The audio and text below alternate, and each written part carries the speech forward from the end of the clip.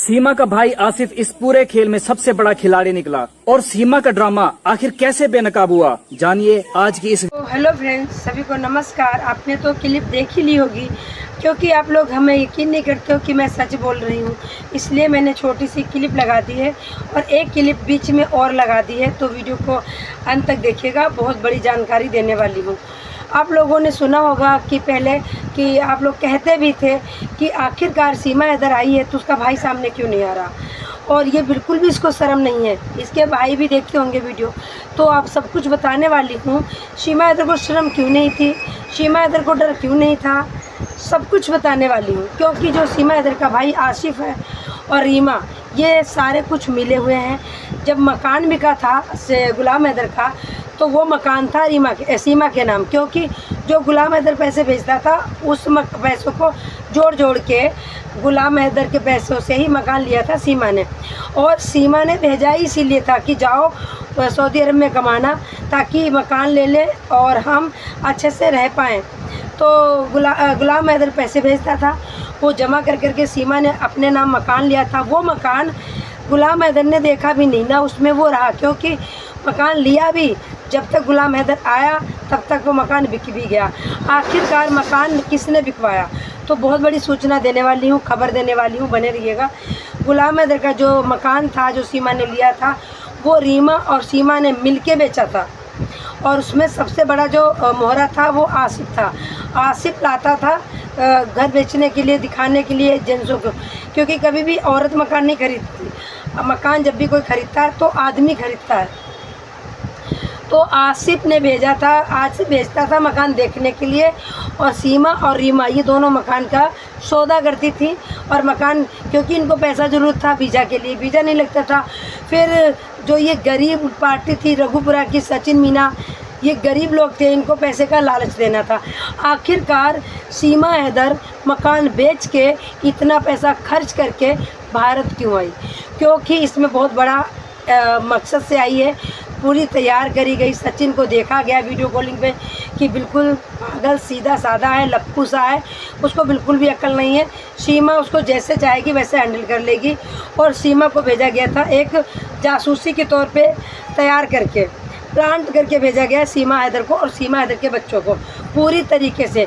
सीमा हैदर के जो बच्चे हैं छोटे छोटे, ये बच्चे सीमा के ही हैं चारों, ये भी अभी हम नहीं बता सकते।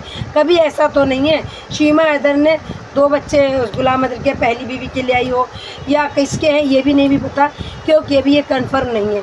बहुत सारी चीज़ें सामने आ चुकी हैं, बट जो मैंने क्लिप देखी है पाकिस्तान की चैनल पे, उन्होंने बोला है बहुत सारी चीज़ें हैं अभी छुपानी पड़ रही हैं, हम सामने नहीं रख सकते। तो जो रीमा थी, रीमा बच्चों को ट्रेनिंग देती थी। रीमा को बहुत अच्छी हिंदी आती है, आप लोगों ने देखा होगा, वो लाइव आती है। तो वो रीमा जो थी, रीमा बच्चों को ट्रेनिंग देती थी और रीमा के पास ही बच्चे रहते थे। सीमा हैदर एक नाचने गाने वाली आवारा किस्म की औरत थी। तो आसिफ ने सोचा क्यों ना इसे भारत भेज दिया जाए, और भारत में अगर 2-3 इन्फॉर्मेशन दे देगी भारत की तो करोड़ों रुपए आ जाएंगे। सीमा हैदर को लालच दिया गया, एक नहीं 4-4 मकान खरीद लोगी अगर आप भारत में जाके सक्सेसफुल हो जाती हो। तो सीमा हैदर को भेजने वाले हैं आसिफ। आप लोगों ने देखा होगा, आज तक सब सामने आ चुके हैं। रीमा भी झूठ मूठ के लिए आती है, पूरा नकाब पोस्ट पहन के। जिसकी भी बहन भगोड़ी हो, नचनिया हो, उसकी बहन आती है नकाब पोस्ट पहन के, बस आंखें दिखाई देती हैं। तो आखिरकार क्या है, क्यों नहीं अपना फेस दिखाना चाहती? अपनी बहन के लिए तो आदमी फेस क्या दिखाता है, शरीर भी दिखा देता है कि मेरी बहन है, मेरी बहन आ जाए। तो भाई इसमें आसिफ मिला हुआ है, आसिफ ने ही भेजा है और पूरी ये ट्रेनिंग लेके आई है, तैयार होके आई है। इसके चाचा भी इसमें शामिल हैं, सब कुछ बताने वाली हूँ, दिखाने वाली हूँ। तो पहले दिखा रही हूँ एक छोटी सी आप लोगों को क्लिप, उसके बाद बढ़ती हूँ मैं आगे।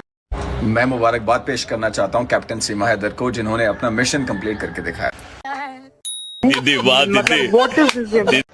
क्या वजह हो सकती है? ये तो जब बातें खुलेंगी, सामने आएंगी, तो हम देखेंगे कि यार अच्छा ये वजह थी। अभी तो आपको भी नहीं पता, मुझे जो कुछ पता है वो अभी फ़िलहाल मैं बता नहीं सकता, और जब वक्त आएगा वो बता दूंगा, क्योंकि पिछली बातें जो मैंने पहले बताई थी। देख ली क्लिप, क्योंकि हमारे भारत के भी लोग कहते थे कि आप आसिफ से बात करो, पाकिस्तान के भी लोग कहते हैं आसिफ से बात करो, सीमा हैदर के भाई से बात करो, वो आर्मी में है, उसकी उससे बोलो आवाज़ उठाए। बट जो निकल के आ रही हैं चीज़ें, हो सकता है उससे कोई फोर्स करके पूछा है, कैसे पता चला, या रीमा से पता चला कुछ, मतलब बहुत सारी दाल में काला है। और जो तुमने एक क्लिप देखी है, इस क्लिप में यही बता रहे हैं कि बहुत सारी चीज़ें सामने आने वाली हैं, हम सारा कुछ अभी खुल के नहीं बता सकते। और ये एक चैनल है, ये कोई हमारे जैसा यूट्यूब चैनल नहीं है, ये चैनल है, न्यूज़ चैनल। तो अगर न्यूज़ चैनल पे ऐसी बातें चल रही हैं तो ये बात 100% श्योर है, आसिफ मिला हुआ है। तो गुलाम हैदर भी इसमें इन्वॉल्व है कहीं ना कहीं, क्योंकि गुलाम हैदर आसिफ के पास क्यों नहीं जाता, आसिफ से मदद क्यों नहीं लेता, आसिफ को क्यों नहीं कहता कि हमारे साथ चलो, हमें वीज़ा दिलवाओ, हमारी मदद करो, सरकार से हमारी गुहार लगाओ, क्यों नहीं सामने आते। सीमा आती है, वो मुखड़ा चांद का टुकड़ा करके आती है, पूरा वो फेस कवर करके आती है। तो जो लोग कहते थे कि सीमा हैदर का कुछ नहीं होगा, तो देखो भौंकने वाले भौंकते रहते हैं, शेर अपना काम कर जाते हैं, तो वही होगा। एक दिन तुम्हें पता चलेगा सीमा तो गिरफ्तार हो गई। सीमा हैदर है जो एक जासूस है, उसका भाई एक आर्मी में है, उसके चाचा आर्मी में है, ये सब मिले हुए हैं। सीमा एक जासूस है, सीमा का अभी कोई एंगल मिला नहीं है, सीमा हैदर की जांच अभी अधूरी है। जब जांच ही नहीं सीमा हैदर की हुई, कहते हैं ना ईडी की जांच हो रही है, अगर ईडी की जांच होती सीमा हैदर की तो अब तक सीमा हैदर के एक नहीं कई सारे सुराग आ जाते सामने।